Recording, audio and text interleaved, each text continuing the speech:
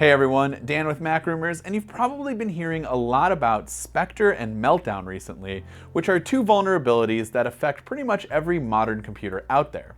These hardware bugs allow a program to steal data that's being processed on your computer, and can even be exploited from a web page too. Now, programs are not usually allowed to read data from other programs. However, a malicious one can use these vulnerabilities to steal sensitive information like passwords stored in a password manager or browser, emails, messages, documents, and personal photos.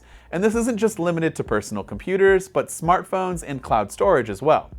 So how exactly do these vulnerabilities work? Meltdown attacks a user's fundamental isolation between the user's applications and operating system, allowing a program to access the memory and all of your sensitive information in those programs and your operating system.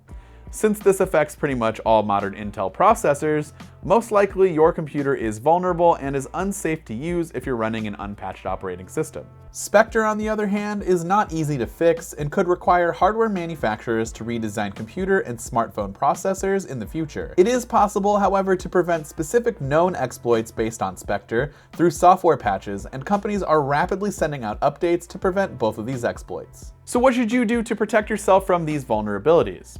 Well, you're going to want to make sure that you're updated to the latest macOS 10.13.2, as Apple actually already addressed these issues back when they released this update in December.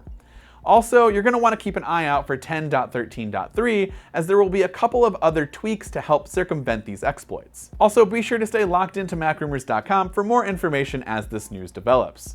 This has been Dan with Mac Rumors. Thanks for watching, and I will see you next time.